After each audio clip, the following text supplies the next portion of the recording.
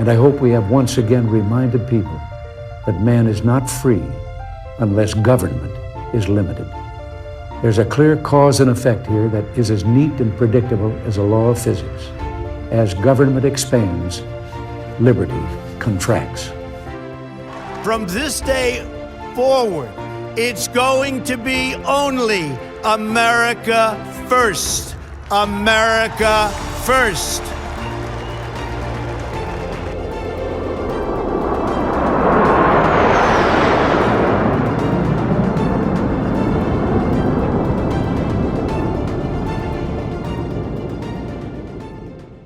The Liberty Podcast is brought to you by Proven Arms and Outfitters, specializing in rifles, pistols, tactical gear, and more. Learn more at ProvenOutfitters.com. Welcome back to the Liberty Podcast. It's Friday, 16 August 2024. Thanks for joining us yet again. Please excuse my voice. I have a bit of a remnant of the Paris Olympics. I have a frog in my throat, you might say. Just a tad, just a touch. Nothing too bad. It might sound to you as if I've been smoking cigarettes heavily in recent days. That is not the case. Just a little bit of something in my throat there. At least I still got it all up here. That's what really matters, folks. You know, coming up, we have a really wonderful interview with a new friend of the Liberty Podcast, Dr. Carol M. Swain, who is one of the most eloquent scholars and authors on multiple topics. First and foremost, on the coming demise of the blight of diversity, equity, and inclusion in our culture, in our workplaces, and in our halls of academia, halls that she once graced as a professor at Princeton and Vanderbilt, coming as she did all the way back from a childhood that began in abject poverty. And she defied every odd to become who she is today. She did it without ever asking for a handout, a government program, none of it. Great story, and we'll have an interview with her coming up to wrap up this week's podcast. But first, one of the first European trips I ever made as a young cub journalist was to Moscow, in what was then the Soviet Union. I believe the year was 1986. And I remember vividly entering what was known as the GUM, kind of rhymes with gloom, the GUM department store. Now, this was not a Macy's or a Dillard's or a Nordstrom, far from any of that. It was just a large building with multiple floors and many, many small shops with many people standing in line to buy very little because there wasn't a lot on the shelves to buy. But what was there, they wanted to try to buy if it was still available when they got to the front of the line. I, of course, having grown up in the greatest country in the world, had never seen anything like this. It was a marvel, and it was a little bit depressing. It was sad as well at the same time. Well, guess who has that kind of economic outlook in store for this country? If, God help us, people are dumb enough to elect Kamala Harris, who is now apparently candidate for president of the United States as a Democrat, but really a Marxist, really a socialist, really an enemy of the state, the enemy within, you might say. Well, I hate to say it, you know, I've been kind of disappointed by a lot of things that have happened since I moved to North Carolina a decade ago. First of all, we've been stuck with a Democrat governor for 2 terms. Thankfully, Roy Cooper is soon to be on his way out to a life of oblivion, probably a very well compensated oblivious life, but nonetheless. And we have some important elections coming up, and my throat's telling me to have a little sip. And, you know, you can't fixate on just the White House all the time. I think that's a mistake that we make as voters. We have an important race for governor and lieutenant governor and all the way down the ballot In fact, last night during Dr. Carol Swain's appearance here in Moore County, the evening was preceded by an appearance by Michelle Morrow, who is running for Superintendent of Public Instruction. And really what an important job that is, given the hijacking of public education in this state and so many others. But the other thing that disappoints me is that I live in what they call a battleground state, North Carolina, also referred to as a swing state. It's one of about 7 states that will ultimately decide the presidential election. That's why you saw Donald Trump in Asheville earlier this week, and why, unfortunately, Kamala Harris will be touching down in the capital city of Raleigh today, 16 April. And I guess she's finally figured out, or the people who are running her campaign, and I'd like to know more about who they are, because they are the true enemies of the state. They've decided they better start getting into the meat and potatoes of exactly what she has in mind to disrupt the economic malaise that we are living under, thanks to the man she worked for, apparently, Joseph R. Biden, who has been president of the United States, or so we are told, for the last 3.5+ years. His economic legacy is sort of like that of Jack the Ripper with innocent women. You know, it's not a pretty sight. Not a pretty sight at all. She's coming to town and she's going to lay out some of her economic playbook to undo the mess that her administration made, that she was part of.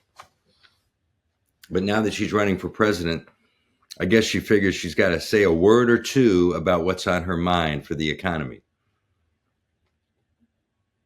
This is Tyler Durden of the Durden Dispatch, brought to you by a great newsletter called Zero Hedge. Here's what he writes. It's a cautionary note, just so you know, hide the children. After the unoriginal Vice President Kamala Harris stole former President Trump's proposed no tax on tips policy, she's at it again with yet another recycled idea, except this one's recycled from like Venezuela, Cuba, and the Soviet Union.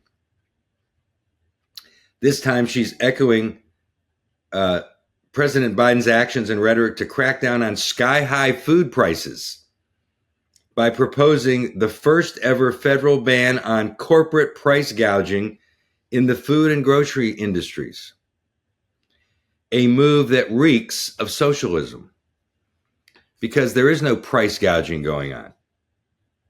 Inflationary forces and high costs of things like energy trickle down to the agriculture industry, which affects the food manufacturing business, the companies that put the food and the fruits and vegetables and the beef and the poultry on our shelves in the stores.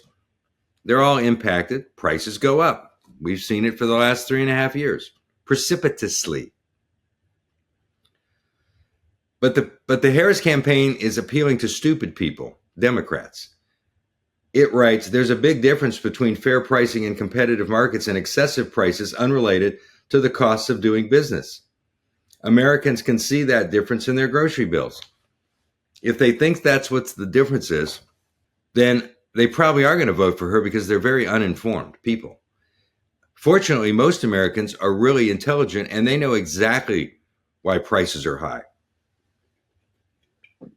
And they say it all the time to anybody who will listen. The Harris campaign said the vice president will unveil the new federal proposed ban on Friday at a campaign rally in the battleground state of North Carolina as part of a broader economic policy platform.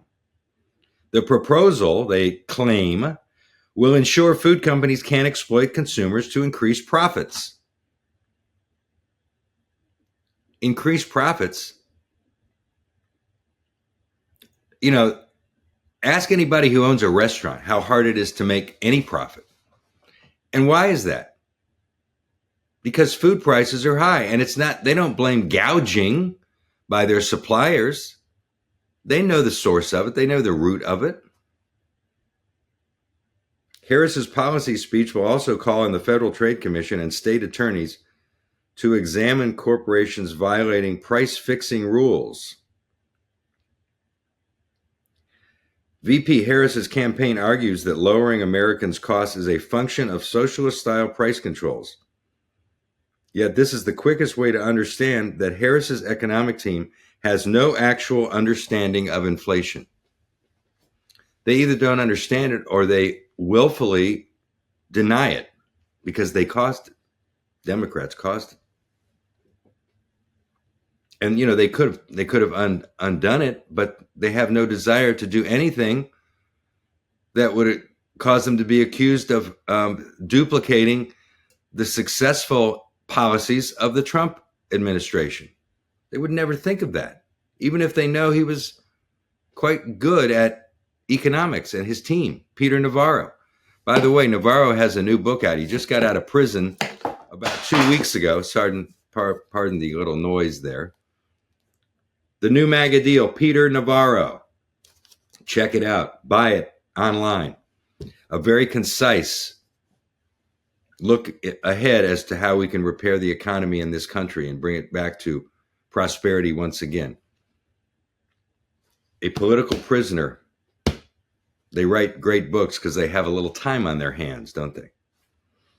Also, here's what else is coming to town when the Kamala circus touches down.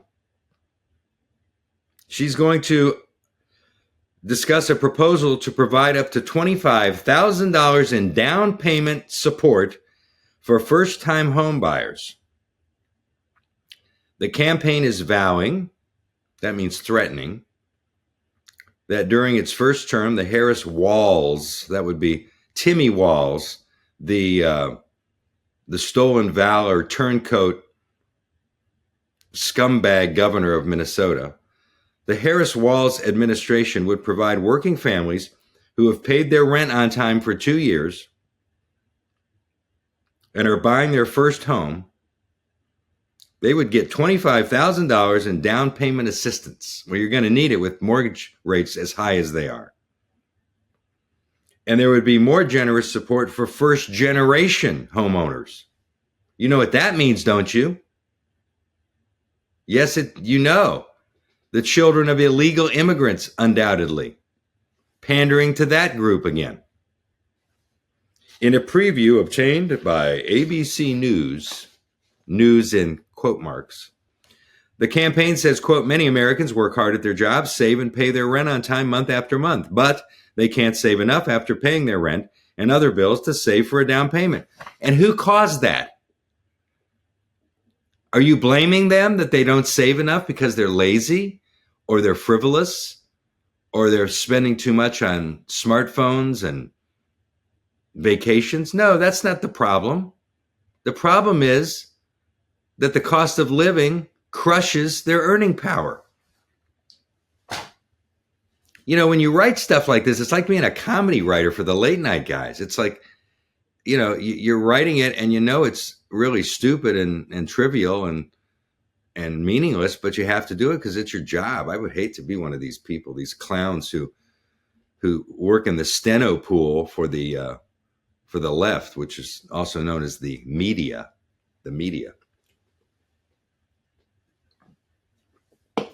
All right, ladies and gentlemen, enough economic hardship news. I want to share with you a conversation I had with Dr. Carol M. Swain during her visit to Moore County on a beautiful afternoon beneath the pine trees. Let's have a look at this, and then we'll see you on the other side.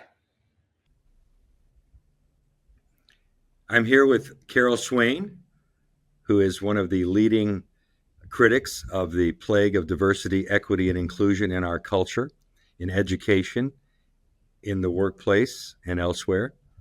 She is the author of The Adversity of Diversity. And Carol is here in Moore County to make a major presentation on August 15th.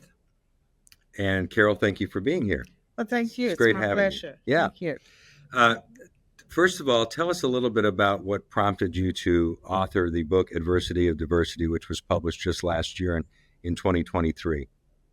Well, I had watched over the years how affirmative action morphed into critical race theory and diversity, equity, and inclusion. And my background is political science and law. I have a PhD in political science. I've taught at Princeton and at Vanderbilt for 28 years. And so I've had a seat to watch this for a long time. And when the Supreme Court took up the UNC and Harvard cases that were brought about by the Asian students, Asians who were against discrimination, I knew that it was important because if the Civil Rights Act of 1964 and the Equal Protection Clause of the Constitution were followed, that the Supreme Court had to strike down race based affirmative action. And so my book, The Adversity of Diversity, anticipated the fall of affirmative action. In fact, 90% of the book was written before the decision came down. And so I was on pins and needles because the book would have had to have been substantially rewritten. Had the Supreme Court not struck down race based affirmative action, the plan was to rewrite the book and focus on the missed opportunity. Mm-hmm. And so the court struck down race based affirmative action. What I argue is that diversity, equity, and inclusion programs violate the Constitution and the Equal Protection Clause in the same way as race based affirmative action, and that those programs would fail also by that standard. And one of the things I talked about was how in the corporate world, it was creating so many problems in higher education. In every sphere where you have diversity, equity, and inclusion, you have discrimination, you have lowered standards, and you have a situation that really creates conflict. And we think about people who argue that diversity, equity, and inclusion is about, bringing people together, and it's about racial reconciliation, it's about healing. It is not, because these programs are based on Marxism, and Marxism is about conflict. And I feel strongly that diversity, equity, and inclusion, people need to know the history of civil rights and affirmative action. They need to know that DEI is not the same diversity that that we talked about in 1987 or 19 in the 1970s, when the goal was to bring in populations, look for talented group people who had been shut out, bring them into the workforce, bring them into opportunities, and they would become a part of the whole. The focus was on integration, equal opportunity, outreach, non-discrimination. That has been lost somehow in this discussion. And so now there's a lot of lowered standards, arguments made that, the math is racist, for example, and that if racial and ethnic minority work a math problem, their culture may cause them to get a different answer. Just things that are ridiculous. And it has been detrimental, I would argue, to minority populations. And the people who benefit from it the most are the people that are making big bucks pushing those crazy ideas. Years ago, we talked about a poverty industry, that poverty will never go away. And I could also say the same about cancer and certain diseases. They'll never go away because there's an industry that benefits from keeping these things going.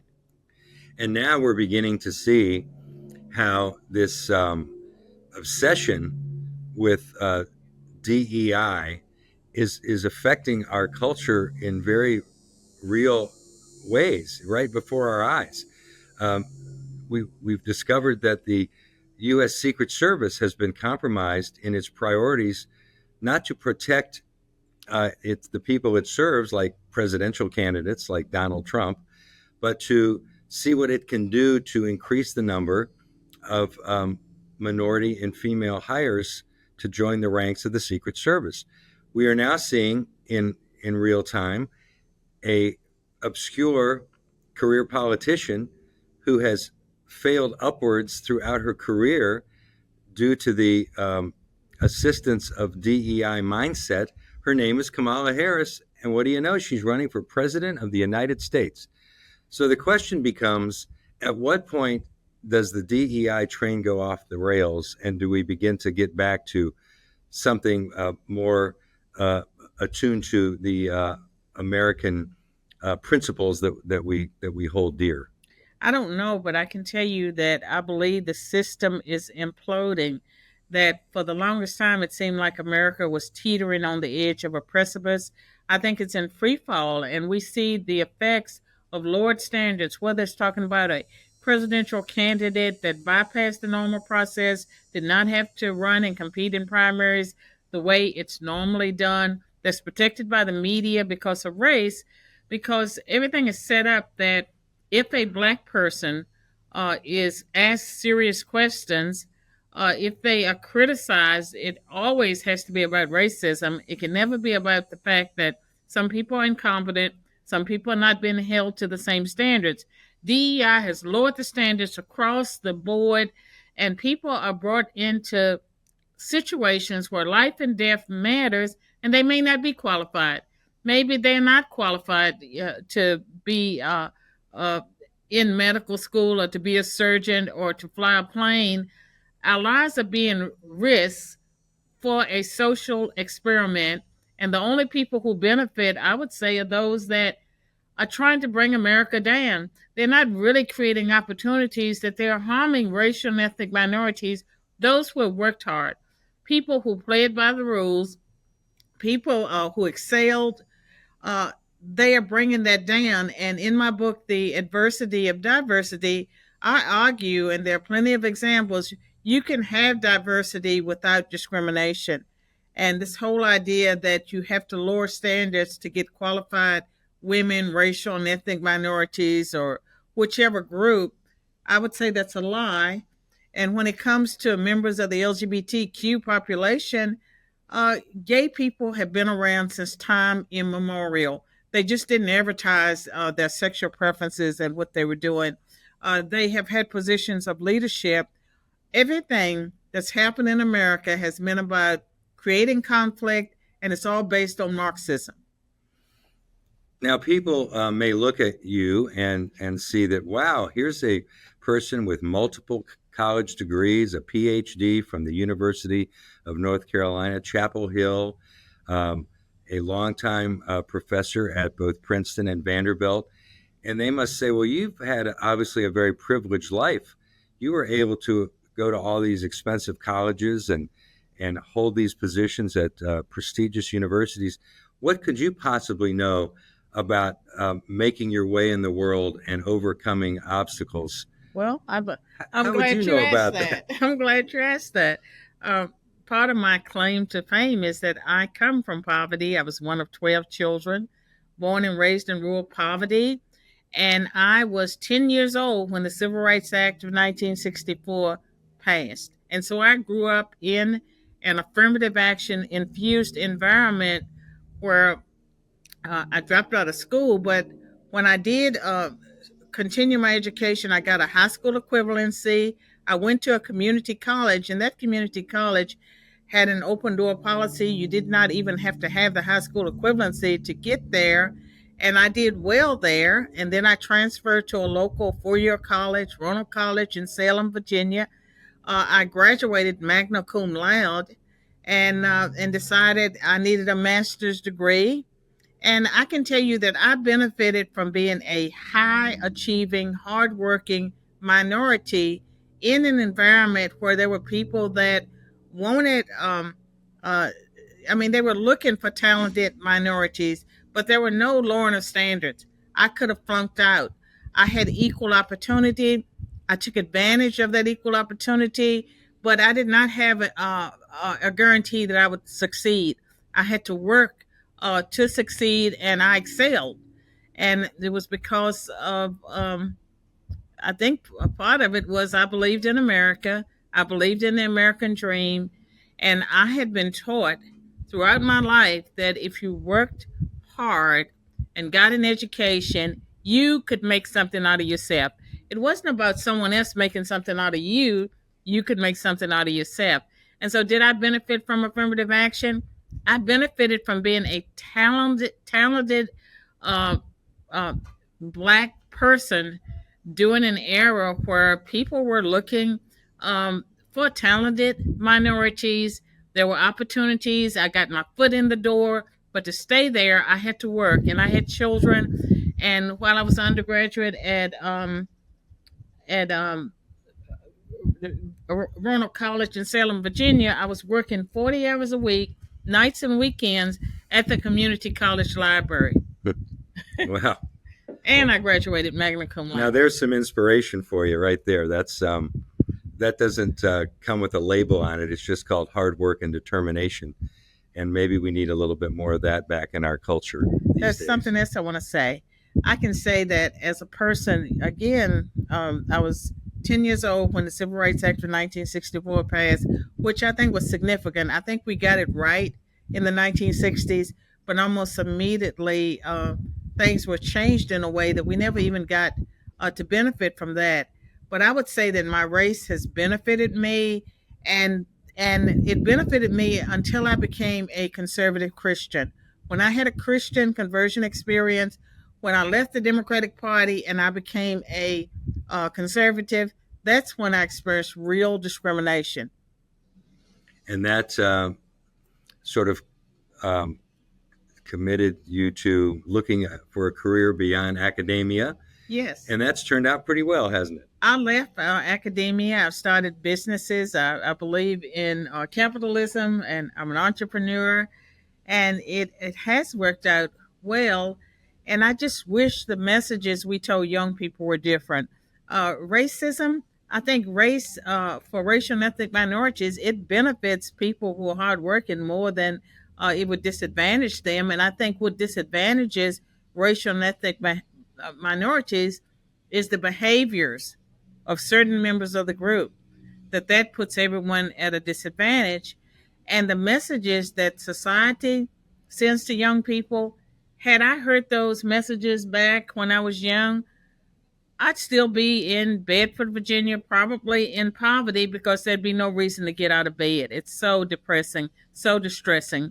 And I stand here to say that America is still a land of opportunity, and that we need to change the messages we send to all of our young people, and we need to stop the racial discrimination. And in America, the Civil Rights Act protects all groups, including white people.